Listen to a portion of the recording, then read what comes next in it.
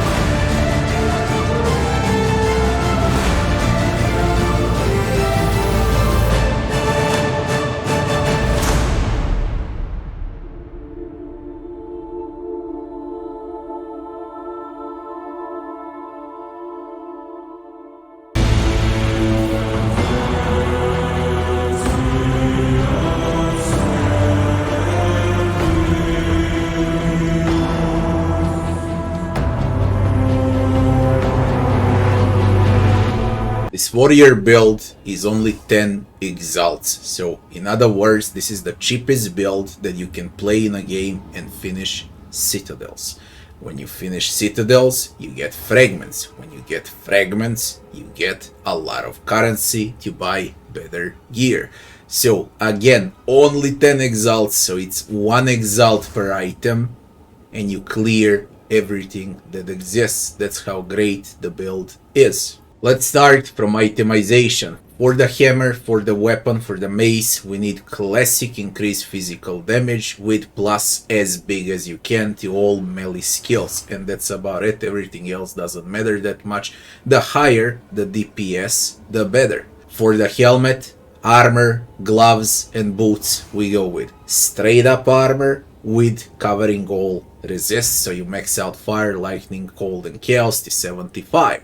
So stick with flat armor, and that's about it, you're good to go. As far as gloves go, you can opt in for some damage prefix here. Critical, add specific type of damage to attacks, and so on. For the boots, of course, the higher increased movement speed, the better, and then everything else goes into defenses. As far as amulet go, all to melee skills is great, as well as life and some extra spirit, so we can trigger auroras. For the rings, classic, damage, life, all resists, and that's about it. Very simple build. Belt, again, the bigger the life, the better the belt. Also, what you can pay attention to is to have stun threshold on both belt and armor, because you rely a lot on huge armor and stun threshold during combat, so you don't get stunned, okay? As far as charms go, immunity to poison and immunity to shock, or later on when you get 3 slots, immunity to stuns is absolutely great, or immunity to freeze.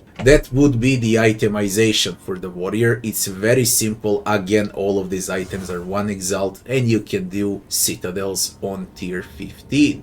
Even on tier 16, depends on the roles of the map, of course, but that's how easy it is. Let's go to the skill tree. What is very good about this build as well, you don't need to fully ascend to reach the full power. When you play as a Warbringer, all you need is Anvil's Weight, Imploding Impacts, and Jade Heritage. You don't need anything else out of here. So only 3 points are enough to clear everything. So why do I recommend playing this build? This is a fast clear build. It's not that great against bosses, but this is like the easiest one button build that you can play to clear maps fast and earn currency fast. You don't need Ascendancy, you don't need expensive gear, you don't need a thing. You just do it like this and prepare to farm maps. Very simple. Of course, later on when you fully ascend and later on when you get better gear than what you see over here, you're gonna be way much stronger and you can easily one-shot bosses with Hammer of the Gods. Okay, but until that moment comes, with only 10 exalts, you'll be able to clear all maps. Now, how do we level up Warrior Warbringer? We go from here, go to melee damage, get strength, get down to the brutal node, then we take sturdy metal, and then we take relentless.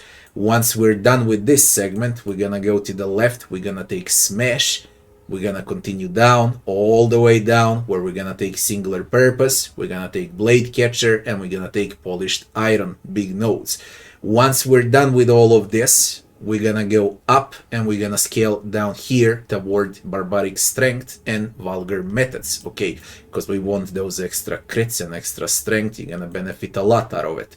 Same, we go to the left, all of these are mini strength nodes, then we go down, we take armor break, because armor break is all we need for the stampede to proc and one-shot enemies. Once we finish the armor break, we're going up to the battle fever. From the battle fever, we're taking bestial rage for extra damage and feral force for extra damage, 2 more nodes, and we get a jewel socket. So once we're done with all of this, now it's time to move down to this segment where we're gonna scale all the way down. We're gonna take unbreaking, then we're scaling down, we're taking overwhelming strike for increased criticals, then down here into, of course, armor break. We take full armor break here, then we go up, put 5 points into intelligence, and here in the mace skill tree, we're going down, taking split of the earth, then we're going up and we're gonna take skull crusher. So once now we're done with this entire segment over here, we're scaling down. So from the sturdy metal node, we go down, intelligence node a bit so you can equip some gems. You're gonna see, depends on the gems you're wearing, that's mini nodes what you're gonna take. And down here, all the way down, we're going again into sundering, or should I say into criticals, and then we go to the right. You need level 88 only for this build to work, where we're gonna take cruel methods for additional armor and increase physical damage, and all the way down to the strength, where we're gonna take 3 big nodes, colossal weapon, curved weapon, and overwhelm for that extra smooth damage that we're gonna need. And that's basically only level 88, so you can clear everything that exists in the game. Again, there are specific strengths for this build and there are weaknesses for this build as well.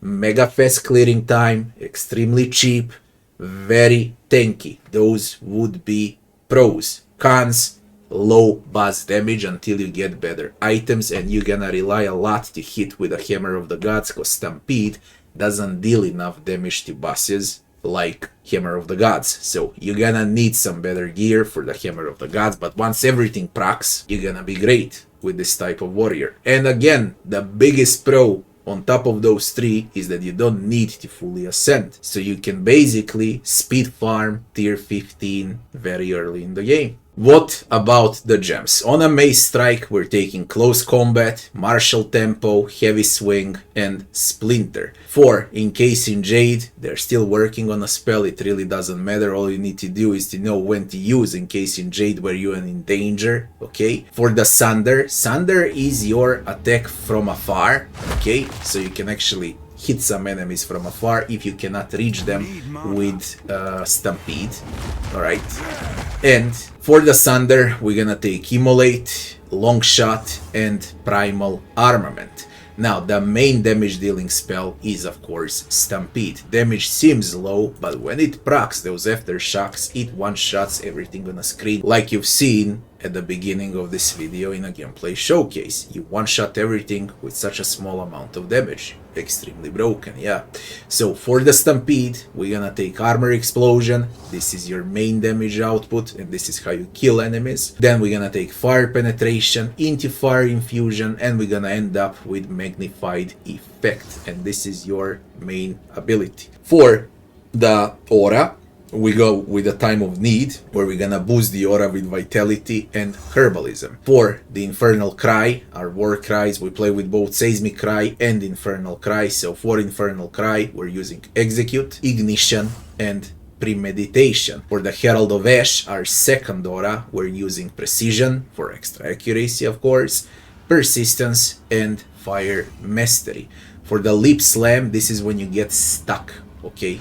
So you can escape or go for the enemy that you wanna kill. So only when you get stuck, you're gonna use Lip Slam. For the Lip Slam, we're using Jagged Ground to heal when we leap, Holy Descent, and Demolisher. For the Scavenge Plating aura, we're gonna take Clarity, Cannibalism, and Physical Mastery. For this build to work, you're gonna need exactly 162 points into Spirit, or should I say 160 points into Spirit.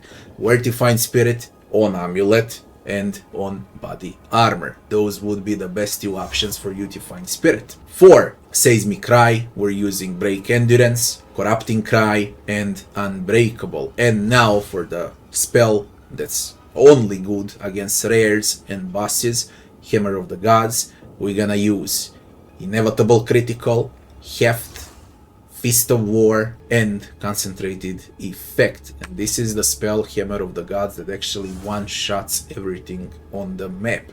But you keep it for rares and you keep it for bosses. Your main damage output is Stampede. You hold Stampede and then you navigate where you want to go with a mouse. I think you know how it works with Stampede. Again, the cheapest build that exists on planet Earth that can do tier 15s for only 10 exalts is this Warrior Warbringer. There is no cheaper build than this one. If you enjoyed the video, don't forget to like, share, and subscribe, and I'll be seeing you on the next one. Thanks for watching.